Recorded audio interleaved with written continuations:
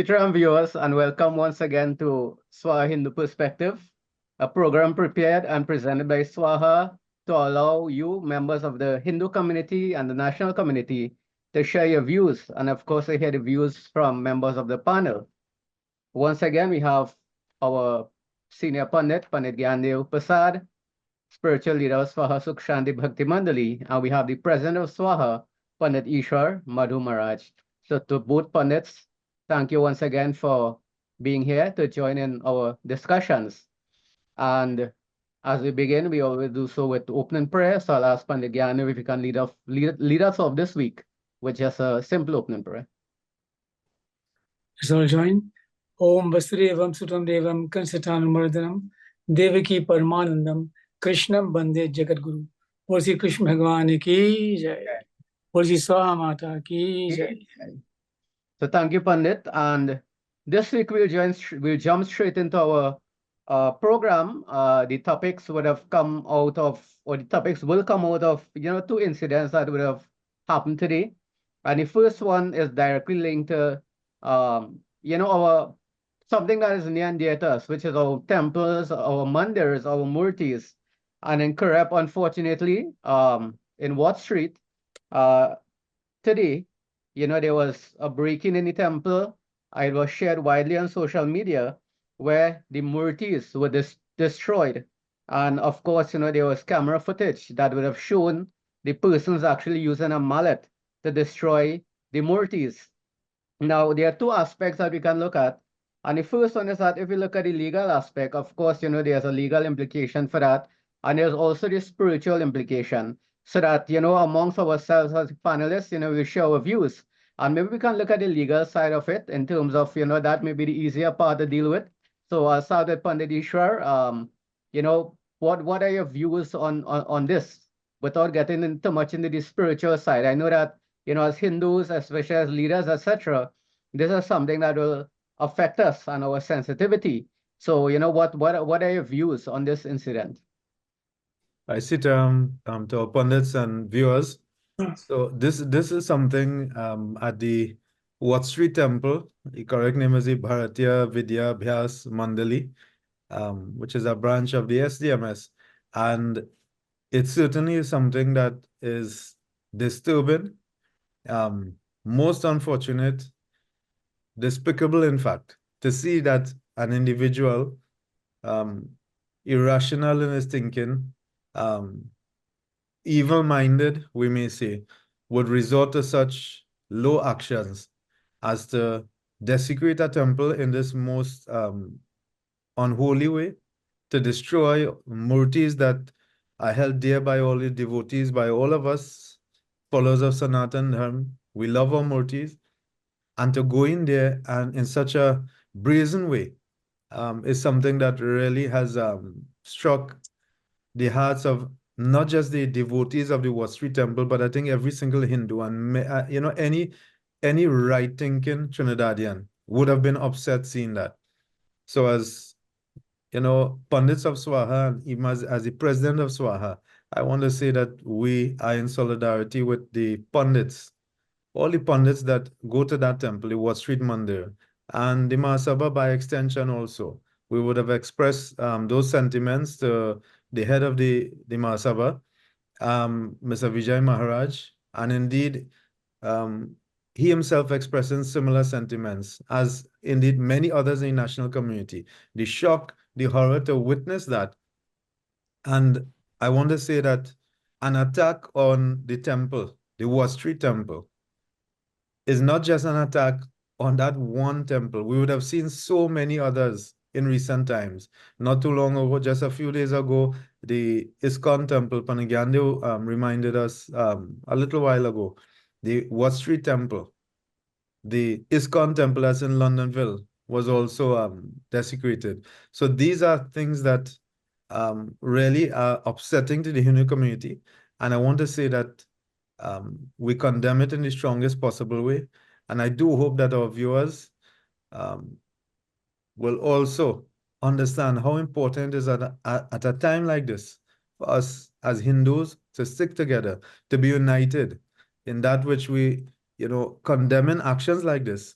but also offering support to our brothers and sisters, not just in the Wall Street Temple, but anywhere. I don't have the full list, but Panajayat, you remember some time ago last year, we actually mentioned a whole host, about 15 or 16 different incidents, including one in our own temple, the Sri Ram Dham in Digo Martin. So it's really becoming, it's absurd now, and something better has to be done. Panajayat? Thank you. Panagyandev, your camera is off.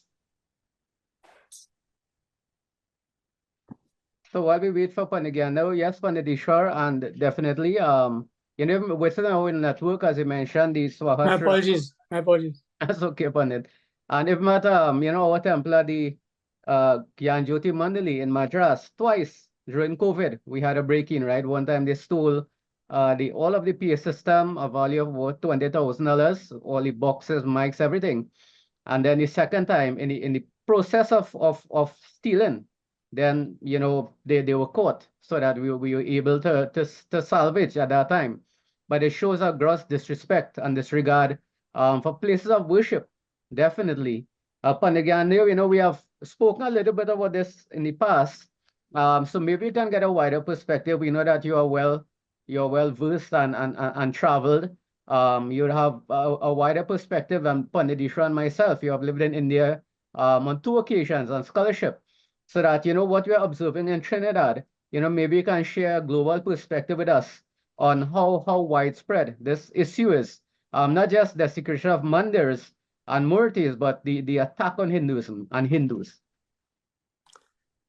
Thank you, Panajayat.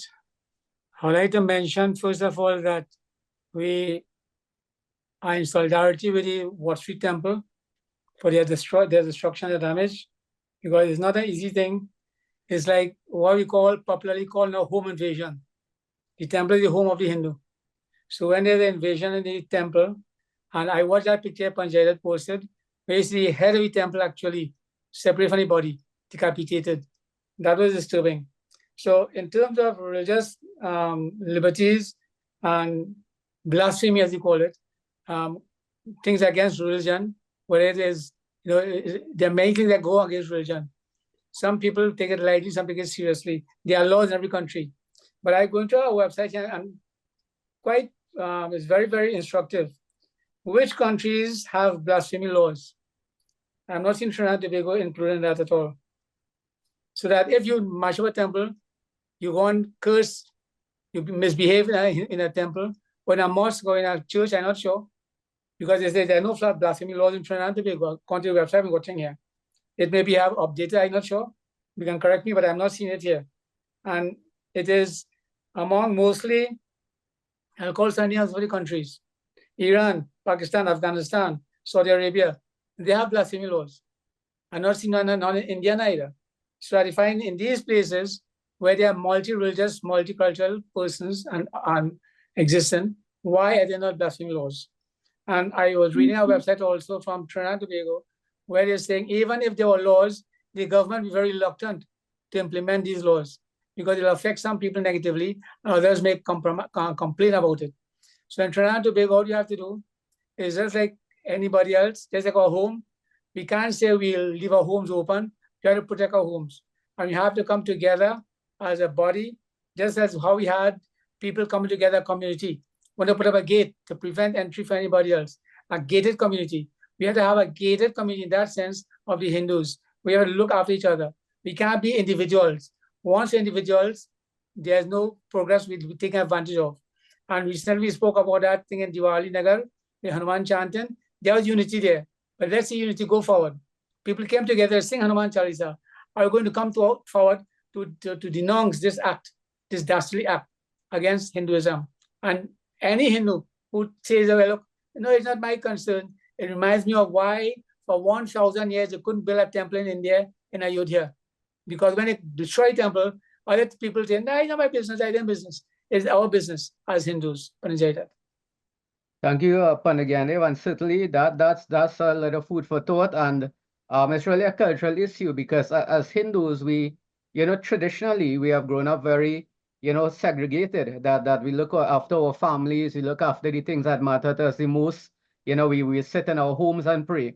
But this idea of community and togetherness and you know, there's a communal understanding of what matters the most for the group and standing as a group. It is something that we are getting better at, but still not something that we are strong on. And you know, there's a possibility, and these are all just conjecture. But you know, if you look at what is taking place, it fits. So for example, we have seen recently that there's, I wouldn't say resurgence, there has always been, you know, the growth of Hinduism, but we have seen, you know, large scale events, shows. We had the Utsav, we have Ganesh Yagya, we have Diwali Yagya, and all of these Utsav, you know, it's done in a very massive way across the country. So there's an increase in the consciousness and a coming together of Hindus. And now more than ever, we are seeing, you know, the bridging of organizations. It is something that is new, but it has started. And all of that speaks to a future state of Hinduism where there's a greater sense of unity. And maybe to some extent, this can be a result of that. Even after the Hanuman Yagya, even when we had a Hindu prime minister on both occasions, you know, when you see some of the comments, it always speaks to, you know, labeling Hinduism as devil worship, more, you know, idol worship, the sins involved in all of that. And sometimes these things, if you feel strongly about that, and we have a belief system that says that those things are wrong, you know, then it could lead to these sort of things. You know, so those are just some of the possibilities. But what we have established so far is that, at least on the legal side, what took place, destruction of property is illegal. Trespassing, that took place, that is illegal. Breaking and entering, that is illegal. And I'm saying this in the context of Pandigyan, you mentioning there are no blasphemy laws, but there are laws that will say that these things that are done, and therefore, you know, this gives the impetus for the justice system to come into effect, for investigations to take place, because you have destruction of property, trespassing, break and entering, all of that should be enough to launch an investigation into how this happened, why this happened, and to try to get the perpetrators and bring them to justice. Now, I want to ask the pundits in terms of, and I mean, I have alluded to the direction of the discussion, that besides what is being done, that is just the action. But behind every action, there's a reason. And there has to be something deeper in terms of, you know, the thought process that would drive this, whether these persons are paid to do that, whether they decide to do it on their own. It wasn't a robbery. They weren't looking for jewelry. No one will go to steal and make all of that noise and do that level of damage. What we are seeing there is an expression of hate. There's no denying that. And what does that say, you know, about the mindset, about the thinking of individuals, even if it's a group of persons within our society, towards Hinduism and towards, you know, our mandirs, our murtis. So Pandadishwar, maybe you can start off the discussions on that. Yeah, Punit. So the thing is, I cannot see that it's anything other than an expression of hate. So the last time we spoke about this last year, people were concerned, questions. I remember we discussed, you know, whether it could be viewed as a hate crime or not, right? And in this instance, it's still, we don't have too much information, other than obviously the graphic images that we see that has really hurt. Any Hindu looking at it would feel hurt. But I cannot see one individual going to that extent to desecrate the temple, to create this disorder, to destroy in such a vicious way. To me, it has to be motivated by something bigger. So whether someone was paid to do this, if they were paid, then the person who paid him obviously wants to destabilize, whether it's the members of the temple, devotees, or Hindus in general. It's a message they want to send. And what kind of message, and why would they have chosen this temple? All these are questions that we have to answer.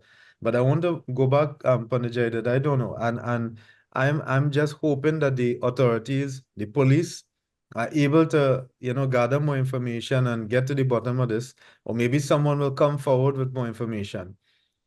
The last time when we spoke, and there was a spate of similar, you know, acts of vandalism and desecration of temples and places of worship. It was one of the few times we saw the opposition leader, the prime minister, actually coming together. They condemned it, but both of them stopped short of saying that it was religious intolerance or acts of religious hate crimes then, or crimes against the Hindu community. And that to me is instructive. It was instructive then. I hope this time we will see strong condemnation from both the opposition leader and the prime minister. I think the Hindu community deserves it. And we need to know that the authorities are taking us seriously, that our needs are being met. And one of the fundamental needs to feel safe and secure in a place, your home, your place of worship. And this is something, and I'm sorry I didn't answer your question totally, but it is just upsetting to me. And I really would want to know, as I said, what is the reaction, the response from the government and the opposition and from the police too? Panagyandev? Energy, I think one of the things, first of all, what was the tolerance? We have become a very intolerant society.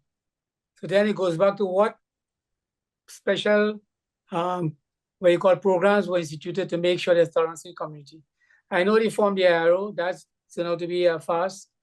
I know we have various, in schools, the prayer, national prayer.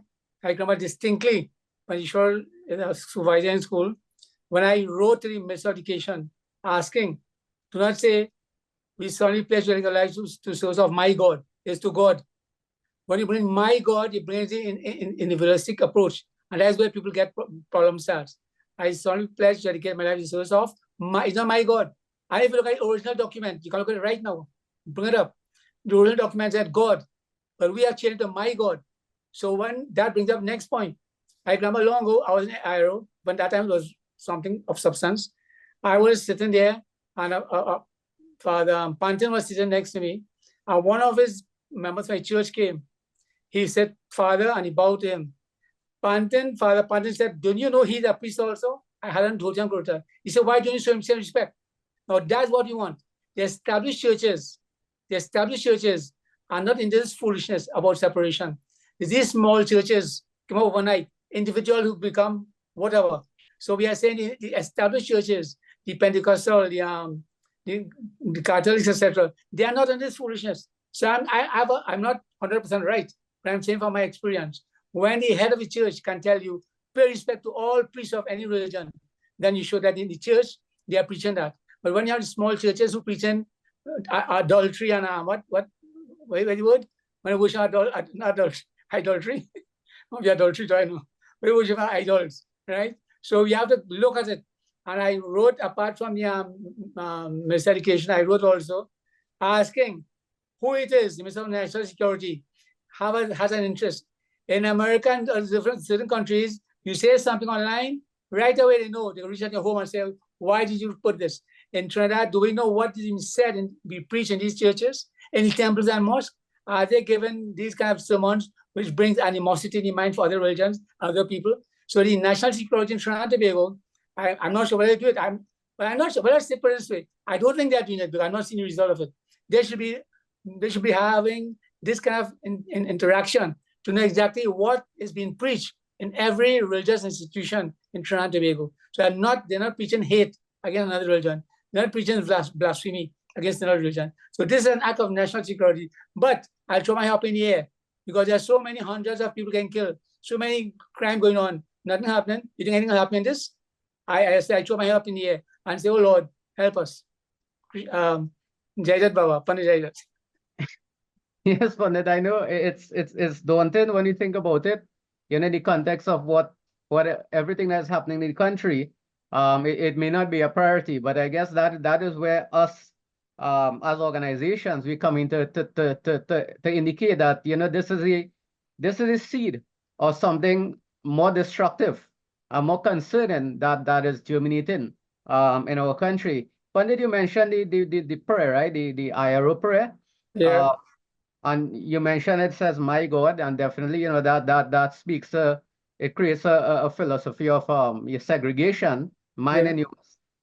It also says help me, O Father, I believe, right? And again, that is not universal. universal in the sense we that had changed that also, but it didn't change. We said, help, oh God, you got your oh Father, God instead, yes, oh instead God. of oh Father, But because the that authority is didn't see very necessarily change it. I don't know why. yes. Up and now. And also, and again, and this is not an attack on anybody's religion, but most of the time these prayer end. If you go to a function, it ends with Amen.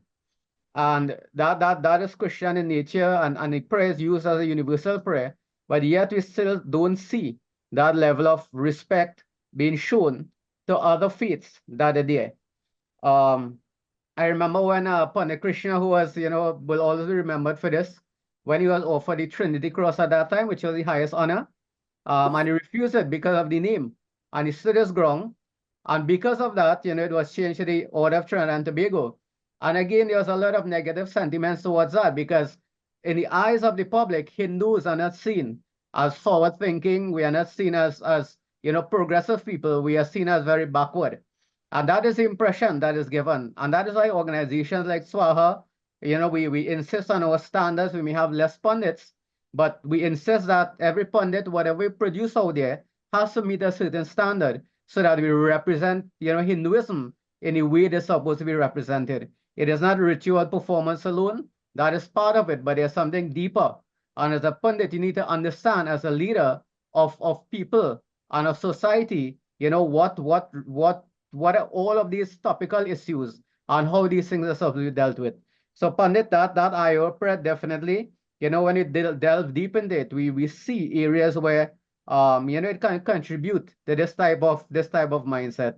What I wanted to raise also, and maybe you will have the information, I don't, in terms of, over maybe the last decade or so, have we seen this level of uh destruction or this level of what was the term? Um, Intolerance. Sorry? Intolerance. Not just intolerance, but the disregard or disrespect shown to other places of worship. So, for example, let's say churches and mosques. Are they high incidence of that really compared to a mandir? And I would think from memory, I don't think I'm wrong in saying this, you don't see much of it, if at all, maybe a little robbery here and there. But this level of hate and intolerance that we see, and we all agree that what we saw there is definitely is hate and intolerance that maybe rooted in fear of many factors, but we have not seen that in other religions. So the question is why is it that Hindus are targeted? And not only that, what do we have to do to ensure that this isn't propagate any further? So That's it's not interesting. easy questions. We can't answer this now, but those are the questions that we have to ask. And That's what I can interesting, go ahead, Panajayat, Pandit, and yeah. I want to come in and I hope what I'm saying doesn't offend anybody here. And I want to agree with Pandajay that while we have seen cases of acts of vandalism and cases of desecration of other places of worship in Trinidad and Tobago, I think the vast majority, I stand to be corrected, but to my memory in recent years, the vast majority are Hindu places of worship. So there has to be something amiss. It could not just be by coincidence. There's a concerted effort on the part of some individuals, whether it is out of jealousy or hatred, or as Panagyan was saying, lack of tolerance for our practices and what others perceive as idolatry, worshiping idols, worshiping a stone or marble. There's something that is going on, and it is too often we are seeing this happening, but it is mirrored in internationally also. Yeah. Recently, there was a pro about the BBC, British Broadcasting Corporation, and the way they portray India. And if you would have noticed, when the Ram Mandir was opened, everybody is praising India. And yes, they praise the Prime Minister of India, Modi, but instead of focusing on the beauty of the temple and the fact that hundreds of millions, in fact, we may say billions of people of Indian origin all over the world were elated, extremely, hundreds of millions of Hindus ecstatic for the opening of the Ram Mandir, they would instead focus on what they perceive to be oppression and subjugation of Muslims. And that instead got their headlines, not the Ram Mandir opening, ignoring the fact that a temple was a palace, and the temple was bulldozed, broken down to actually build a mosque in hundreds of years ago. But the fact is, we are seeing this. So Hindus seem to be, once they are progressing and moving forward, there are others who are quick to pull them down, throw stones at them. And I'm saying what is happening here in Trinidad is mirrored in other places too. Maybe not to the extent we are seeing here, but it is happening. And this is something with the rise of Hindu nationalism in India. I don't know if there's a parallel here in Trinidad, but certainly, from my opinion, and where I sit, I'm seeing it. We saw it in the UK, you've seen it in India, we've seen it here in Trinidad and Tobago. Thank you, Pandit. Now I want to ask the panel in terms of, what can we do, to probably arrest this problem to some extent. And, as Hindus and some of us are young, we have heard these stories, we have read the history. In terms of that fight for equality and equity, maybe my first memory of, the challenges that were faced was when I was younger. And, we got Diwali Day as a national holiday. And I know that, Mr. Pandey would have fought for that. And then we had our primary schools and all of those things that will help unite Hindus. But nothing comes without some level of advocacy. And when we look at equality, we look at equity, justice, and all of that. In order to get that, you need to advocate. So we could use a parallel to the United States when they had the Black Lives BLM movement, Black Lives Matters. And that was really the coming together of an entire community to advocate for something and to at least raise awareness to the extent that nobody can ignore that mass of people. Now, we did come together, as we all said, for the Hanuman chanting. But beyond that, that is something that may be entertaining to people, something that they can relate to from, a religious side. But beyond that, from the social aspects, as a people, to what extent do we advocate for the changes that we want and to stand against things like these in vast numbers to ensure that it doesn't happen again? From our own experience being, leaders in the Hindu community. So Panigande, you have more experience than all of us. You'll know more about the history of our people. So you can probably give us some insights and what we should be doing. Okay. First, conversion is a no-no in Trinidad and Tobago, but it's practiced openly. So we have to put some system in place to avoid the conversion. Because if we convert, those who convert are the ones who are more, in Hindi we say kattar. They are who hate Hinduism more. And if you take the history and see in India, the Muslims or the Mughals who mastered the temples, they were the ones. Take in Trinidad, I'm not 100% sure, but I'm positive 99.999%. It wasn't a Hindu who did that. It wasn't a Hindu. It was a non-Hindu. So we are saying non-Hindus, those especially those who convert, were intolerant. And we have to check, I mentioned as a Minister of National Security, how it is we are going to get to these people.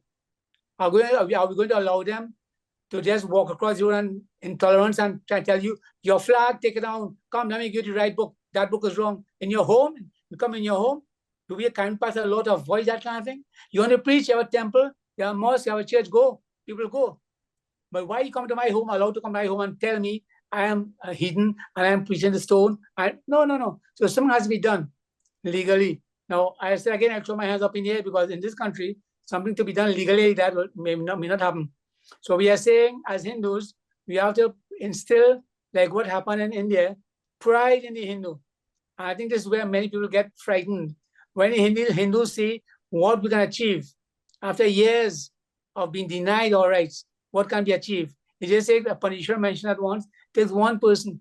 So in a community, the Hindu, the temple must not be a place where a man go and sing and enjoy popularity. And again, I will substitute correction. But if I'm a Hindu temple, the Hindu giving me money, Hindu give me dakshina, why I'm singing any other people's song? and referring to any other religion. So when you go in a Hindu temple, you hear about other religions. Why? When I'm positive, 100% sure, when you go to another temple or mosque, you don't hear about Hinduism. So we have to do that. Let the Hindu become proud of what they have, and don't put across the idea that Hinduism must be sanctioned by other scriptures. No, Hinduism is scriptures is stand that own. So these are things start from the temple. Then we go to the schools. The schools must be, and this is where the Parishwara know more about me, about his name. When he interviewing people to be teachers, teachers commission, what are they have, do they really find out what are they have used? These teachers are they person who have this kind of thinking that I'm a Christian, I'm a Muslim, when I go and change everybody to that? I'm a Hindu, I'm going to change everybody to that?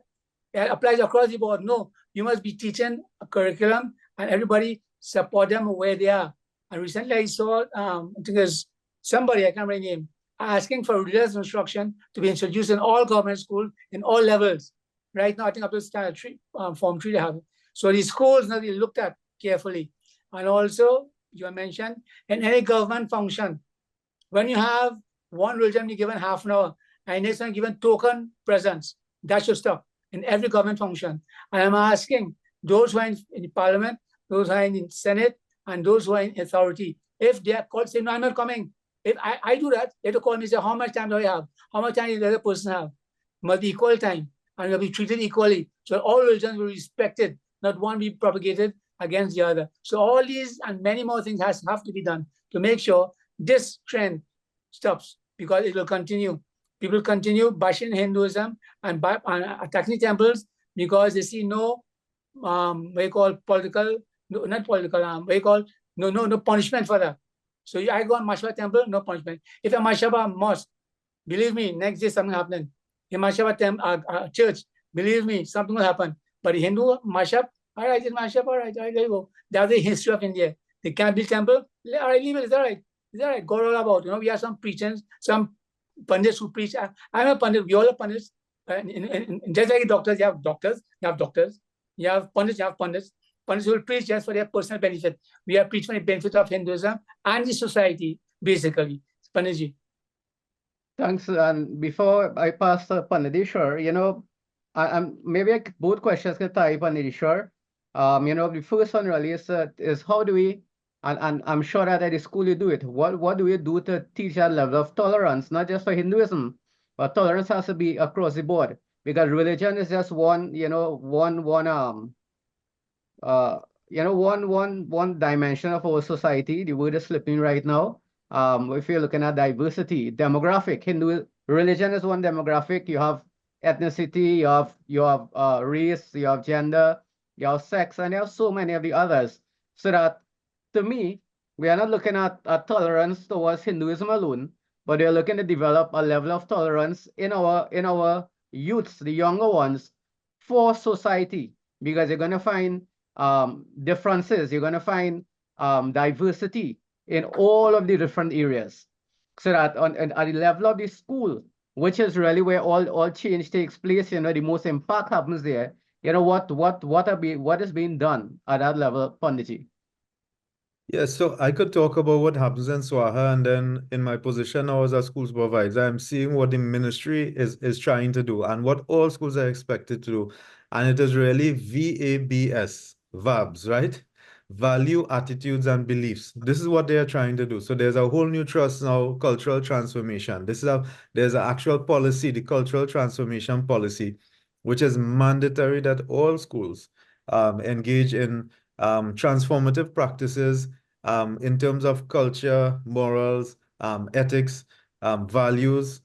So all these are education. In terms of education, we will talk about the hidden curriculum in decades gone by, where you're teaching a subject, but within it you talk about fundamental teachings such as truth, compassion, charity, and so on, which are fundamental in almost every religion. Characteristics of our own religion too, pillars of Hinduism. But not just in a hidden way, you're bringing it out in a very direct way. And at Swaha, we have always done that. Panagyandev knows that even the names of the houses at the school, on a daily basis, you will instill through the assembly and at the start of every period, certain core philosophies And there's a focus then on proper behavior, ethical behavior, proper moral development, and so on. And it is interesting, and I want to say heartwarming, but it's not there yet. But it's going in that direction where we're encouraging all principals, all teachers, in every single school to ensure that just as the denominational schools were doing it, and certainly we at SWAHA were doing it, in all the government schools as well, that these values, attitudes, beliefs that we want to inculcate in our children come to the fore. But for that to happen, Panajaidat, and this is what I want to say, I've noticed that there must be buy-in from everybody. And no system is perfect, no policy is perfect. If the teachers do not buy into it and the teachers do not actually take the time to help develop these same characteristics and morals and values and ethics that we are talking about, then it will fall flat. So for tolerance, and when we say tolerance, I think nothing will develop without proper understanding. So there has to be proper understanding. And there is a mechanism for it. There's a protocol for it in terms of this policy. Now, everybody has to learn about every other's religion and culture, whether we like it or not.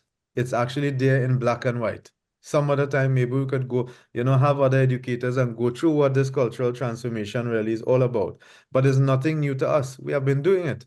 But I'm saying going from school to school, and I can't call any names to compromise my own position or any other school, there are still many people in the education system who have not bought in totally and do not, and if there's not this, if we don't buy into it, if we don't believe it, then how are we really going to impart it to our children?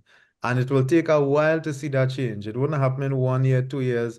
Is when these children now mature and have their own children, right, Panajaya, Panagyandu, then we'll start to see some difference. And this generation that's coming up, we really have to pray for them. We have to do something for them because this is the TikTok. We used to say YouTube generation and Facebook, not anymore. It's TikTok generation where watching a video for 5 minutes, 10 minutes, when we talk about doing videos during COVID time, and we say half hour is too long. Let we do 10-minute video, 5-minute video. That's too long for them. They want 10-second and 30-second videos because they want a quick fix. They want to see short, to the point, and they lose focus very quickly. So I'm saying there has to be proper understanding, and that comes only if there's buy-in by everybody. And I come back to the point of opposition government coming together to put a stop to this. There must be stricter penalties, Panajai, that Panagani was talking about what could be done. Many different measures could be implemented. Police pass a law. Panagani spoke about there's no I forget the type of law he was talking about in terms of punishing, condemning another religion, right? But here, have strict penalties if you are caught vandalizing any place of worship, desecrating any place of worship. You may not break the mortar, you may just break the lock, or you go and paint something on the wall. That should carry a hefty fine and jail time with it too. But there's nothing like that. We feel that everything goes. So as Hindus, we support each other, we come together, but we need the support of the authorities, I'll say it again, for them to actually implement systems to keep us safe.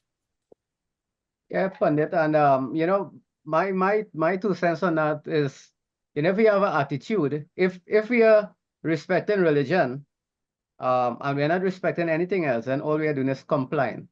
And I think that what you are speaking to is having an attitude of respect, which is going to translate into all other areas. So if we are walking on the road and we throw a piece of paper on the ground, it means that I have no respect for the environment. I have no respect for my country. If I bad drive someone, I have no respect for my fellow, driver. And I don't think that we can be respectful in the temple or for temple, but then we're disrespectful otherwise. So I think that, when we develop, and you're right, in the sense that these things are not, doesn't change overnight. These things are generational change. People may catch inspiration and do something good for a week, but being in temples and communities and all of these things, I've been in Madras village since I was 21 or 22 years. I'll be 49 years this year, more than half my life. and you do see some change, but that change is very gradual and it's very small. And that is the nature of change, societal change, getting that critical mass of persons, that is generational in nature. So we're not going to see that all of the time. And that is why organizations like us, and Panigane said it quite right. Um, being a pundit is not about jumping on a singhasan and singing nice and entertaining people. If that is an outcome, so be it. That's good. But that is not the focus. The focus has to be to build an institution because none of us may live to see the change that we are trying to foster, to see the results of that, that seed that we are planting. We may not live to see that, but we have to plant that seed. We have to water it. And others have to come along and do the same thing. And the only way that could be done is through building institutions. And that is why the Swahili Hindu School, our various centers across the country, that is the purpose of these institutions, to be able to, to build that legacy, build that organization so that there's some level of continuity. So with every new pundit, there's no new idea. There's a level of continuity. And we see it at the national level, right? When there's a change in government, everything changes. And at the end of 5 years, 10 years, then really where have we gone? Because nobody wants to work on the idea that someone else has started. So this continuity is very important. The building of the organization and the institutionalization of the ideas that we are seeking, that to me is what is most critical. Panagane, anything you want to add to this discussion? Two things. One, there is a term called culturalization, which Panjishwar is speaking about. We need to implement it in the school, in the home, and institutions. These things are done with a specific purpose in mind. The next thing is, I'll just ask a question. Why do we have police? Why do we have these officers in the airport? Why do we have all these people? You must have a system to prevent crime and to punish when crime is committed. So that if you have a culturalization where people can do anything they want with freedom, then they'll do anything they want. So we have to have put systems in place. I'm not saying police all about, but equivalent of police to look after religious tolerance, look after social intolerance, look after ethnic intolerance, and so on. So you have to have, the police simply means laws. Laws are what we are governed by, or we need more laws. That's the whole topic by itself, Panjay. Yes, Pandit, and I know you would have done some sociology also, right? I didn't, Pandit, sure if you did any. But you learn about these different institutions within a country. You have the institution of marriage, you have other institutions, and they're all guided by law. So being married is not just to say I'm married, and you could do what you want, right? It's a legal contract. And we have the institution of religion, and we see religion as a critical part of society. And social development and all that, but yet there are no laws, as Pandit Gyani was saying. There are no laws that guide that. We may say, well, there's a Marriage Act, but that is really a contract that is set to ensure the safety of property and all of that, which is linked to a legal part and a justice system. But when you look at someone talking or criticizing someone else's religion, there are no consequences, as Pandit Gyani was saying. So that if we consider religion as an institution, something that is the bedrock of so many positive values and the culturalization of our people, then certainly we need those laws, those policies to be able to govern the way that we operate as a society. One example I can give, we see it on, Ishra mentioned TikTok, right? There's a term called the Uberization of the world. Right? The research has shown that if you click on a website and within 3 seconds they don't open, then a young person, Generation Z, will move on. I'm sure you have seen that, Pandit Ishwar. And that is used to understand marketing and all of those things, right? Nobody wants to see anything more than 30 seconds, unless it may be something scandalous. If it is scandalous, persons will look at it. And a lot of persons, they understand that. So Unless it's Hindu perspective, right? Sorry? Not the earlier. A Hindu Yeah. perspective, yeah. But there is this person in Palmer's Park who well, maybe he does, I can't see, right? Where he claims to be able to speak to God and God speaks to him, and he goes into heaven and pet the lions and all of that, right? And others, they have the same experience and they talk about when they go to heaven floating, how beautiful it is. But that's good if they have that experience. But what the person does, he would say, I'll take out demons from you. So you'll have others come in and you'll say, get Shiva out of you, right? The reason you're suffering is because of idol worship that you're doing. Convert. Stop being a Hindu. Take Shiva out of you. Take the Devi out of you. And this is done in a public space. It is shown on TikTok.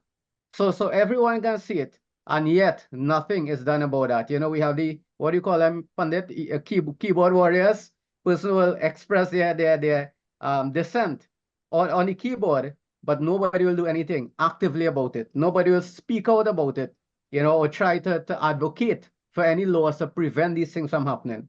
And that is that is symptomatic of the problem that Pandit Gyanu is saying. So definitely we need to probably, and maybe Swaha can lead this initiative together with other forward-thinking organizations to speak to the authorities, the power that be, and try to see how we can come up with some laws that can at least, start that process of trying to control this level of intolerance. We have laws against everything else, all the other institutions, marriage, etc. If religion is so important, and the foundation of a society and culture and all of that, behaviors, values and principles, then it needs to be governed also. So upon this, I think that we are close to the end of our program, and there's just one more question I'd like to ask. And again, this is beyond the social, it's more along the lines of the spiritual. And I have my views, but I'll just like to hear what you all have to say. Now we are looking at the destruction of what we call a murti. And Pandit Gyandev, it is through him we have all learned about the difference between what is a murti and a pratima, right? So when persons say that we worship idols, we don't worship idols, we worship murtis. Pratima is just an image. Now, I know that those murtis will not have been installed, and this is not a justification in any way, but it's just for our own understanding and for our own people. We respect those murtis, we love it, and once we love those murtis, that is what is the most important thing. But at the end of the day, what matters the most is not the action as much as the intent behind it. And that is the scary part. And it comes back to, what is the thought process, the level of hate, the level of intolerance, the level of fear, misunderstanding that really underlies that action to destroy something in such a vile way, in such a violent way. It says something because we destroy murtis also. When you take those murtis for Visarjan, what are we doing? We put that murti in the water. Aren't we destroying it? We would break it up. We'll take a piece of stick and break it up. So we are destroying murtis ourselves. But what is the difference? One is done in a respectful way. In one situation, when the murti is going, when we have to destroy that murti, we cry, etc. We miss that murti because there's attachment and that love. So the issue is not so much, to me, the scary part is not so much, this is my view, it's not so much the fact that the murti was destroyed, but when you think about it, the mindset of an individual that would have done that and that level of hate, and not even being cognizant of the fact that this is something that someone has loved. Persons like that can probably kill someone. They can be a murderer, and that is not going to bother their conscience. So to me, that is something very, very scary. The destruction is one thing, I understand that, but the mindset of a person like this, and to know that such persons are in our society, that is something, very disconcerting. So Pandit Ishwar, Pandit Gyandev, you can make comments and then we'll close up with our program for today. Any final comments you have? Yeah. There's something called vicarious act. So there are people who do that in their minds, you mentioned mind, they are thinking about it, killing a Hindu. And don't be surprised, that'll be next stage. So when they mash up the murti, as I say in vicarious act, I mash up a murti, I'll cut off the head, I look like I killed a Hindu, cut off the Hindu head. So after vicarious, it comes to reality. And this is where the scary part comes. And we have to act upon it. We can't leave it right here because that will escalate and make crime become even worse in the country than it already is. Sure. Yeah, I want to say, I agree upon it, Gyandev. It is just the jarring act of decapitating the murti, right? it is an act of hatred, and it's directed to our Hindu brothers and sisters. Yes, it's there, the Wat Street Temple. It happened, similar acts in other temples over the years. There has to be a reason for it. And it is meant to, in my opinion, to hurt and harm, whether it is one Hindu or a group of Hindus or all Hindus. And this is something we cannot tolerate at all. And Panajay, that will agree to disagree with you in the little um bringing the example of Ganesh Utsav and the Murti is totally different to me. We are not destroying the Murti, we are returning that Murti to the same, the elements from which it came from, and we use we did our pran pratishtha and so on. That's just for a limited period of time. And there's a protocol for that. There's a certain system that we follow, and there's a reason behind it. This is, to me, is different. But I understand, Panaji, the point that you're trying to make, right? That destruction itself is on so many different levels, but the extent to which this has And the been mindset, Pandit, the perpetuated, point I'm making is the mindset the behind mindset, and I agree yeah, with the you, Dalvada it is Murti more in than just both the cases, act. the And Murti this, doesn't exist anymore. yeah, But in one case, it's hate. The yeah. other case, it's love. And I agree. And Yeah.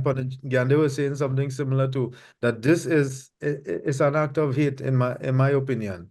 And I really again, we say we have Swaha. We support our Hindu brothers and sisters. I want all groups to be and I know many others will come out and support not just the Wat Street Temple, but all our Hindu groups that have faced such oppression and vandalism and despicable acts. We need to stand up, stand tall, and support each other, because it is clear others in society are there trying to find every avenue to pull down the Hindu, to pull down or Hindu organizations or Hindu places of worship. And on the point, I just want to, we are running out of time, to do the exact opposite of what this act intended to do. Swaha has been trying to promote Hindu pride and love for Prabhu Sri Ram. While we saw someone try to desecrate the mandir, we are trying to promote a Sukh Shanti Bhakti Mandali. On the 19th, we have Ramayana singing competition. I want to invite the entire population, Hindu population, come out and support. I could say it, Panaganda was organized, so we should have enough food for everybody. So anyone who would like to come and support and view traditional Ramayana singing and maybe some modern Ramayana singing too. I don't know what chaupais and what beat and chand and rag and so on people are using. Come out and support our Hindu groups that are doing Ramayana chanting on the 19th, Sunday the 19th at Sukh Shanti Bhakti Mandali off Fremont Road, St. Augustine from 9 a.m. Panditji. All right, so thank you, Pandit, and I like what you said, Hindu pride, and I don't think that we need to feel, as if we are not pushing anyone aside, but as Hindus, we need to feel that pride. We need to feel that, that sense of self-worth, and stand up for what we believe to be right, and to stand against negativities like that. So let me thank both members of the panel, and of course, to your viewers. And if there are any organizations that would want to reach out, to work with us, then of course we welcome that also. So at this time, we just join in a short closing prayer. Om Asatoma Sadgamaya, Om Tamasoma Jyotirgamaya, Om Mrityurma Amritam Gamaya, Om Shanti, Shanti, Shanti. Bole Shri Swaha Mata ki jai, Bole Shri Satya Sanatan Dharma ki Jai jai. Jai. Sitaram. Sitaram.